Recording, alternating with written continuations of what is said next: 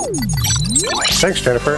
Hi, my name is Scott Smith. I'm the lead for NASA's Nutritional Biochemistry Laboratory. Jennifer provided you some great background information on the importance of good nutrition. Based on the information she provided, can you come up with a definition for nutrition? What is your daily nutritional need for calcium? How are you meeting that need? In your groups, take a few minutes to answer the questions. Your teacher can now pause the tape so you can collaborate with your peers. Nutrition is the study of how the body uses nutrients, like calories, vitamins, and minerals, and how much of each of those nutrients the body needs.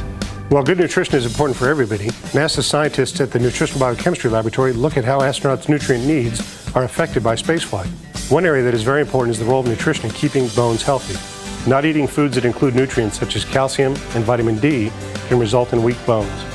You can find good sources of calcium and vitamin D in dairy products such as milk and cheeses, broccoli, and spinach.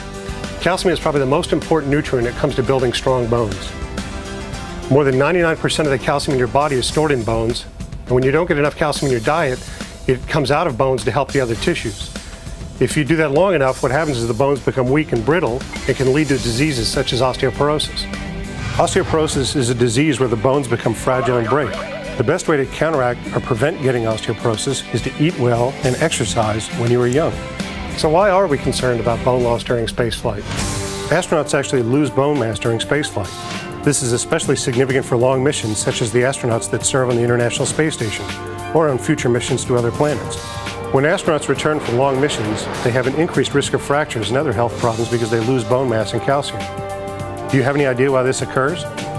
Does that mean they get osteoporosis while they're in space? The human body gets used to operating in Earth's gravity field. When humans are removed from this environment, as when they travel in space, many complex changes take place. While living and working in a microgravity environment, your body senses that it doesn't need as much bone mass to support the body, so bone mass decreases. When you return to Earth's gravity environment, your body senses it needs more bone mass to support the body, so bone mass will begin to increase. Because it takes a long time to regain the lost bone, this is the period when you have a higher risk of bone fractures because your body skeleton has a tougher time supporting your body against Earth's gravity. Here at NASA, we conduct research to understand how much calcium is being deposited into bones and how much calcium is being taken out of bones. This research involves mathematics, especially measurement and estimation skills. For example, let's take a look at the following system diagram. Suppose Norbert was to consume 1,000 milligrams of calcium, which is the daily recommended allowance, in the form of a large glass of milk. This diagram shows the path that calcium and other nutrients follow as they enter Norbert's body from the mouth. The milk enters the stomach and is broken down in the stomach and small intestine by chemical processes. Approximately 80% of the calcium, or 800 milligrams, leaves the body as solid waste. The remaining 20%, or 200 milligrams of calcium, enters your bloodstream. The calcium will help many of your body functions and, importantly, will prevent calcium from being taken out of bones. This is what happens when you don't eat enough calcium. About 5%, or 50 milligrams of the remaining calcium, enters your kidneys and is released as liquid waste. Some of the calcium will be taken up into bone, and some will also be released by bone back into the bloodstream. Finally, a small percentage of calcium flows from the bloodstream into the large intestine and out as solid waste.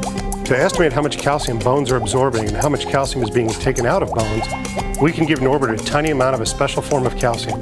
For this case, let's call it blue calcium. Over time, usually 10 to 14 days, we collect biological samples of solid waste, liquid waste, and blood.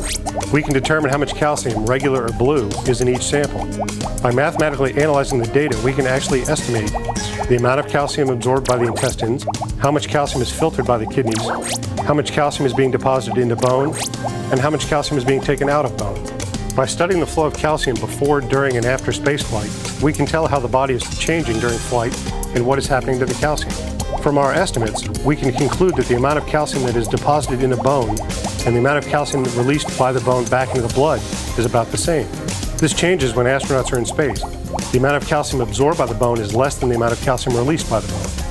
Finally, when astronauts return to Earth and recover over time, the amount of calcium deposited into bone and the amount of calcium released by bone stabilizes and returns to pre-flight levels. Understanding the specific means of how bone and calcium use change during flight can help us figure out how to counteract it and also help prevent bone disorders on Earth, such as osteoporosis.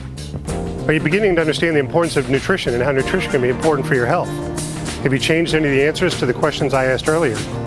Now would be a great time to stop the tape and review your answers.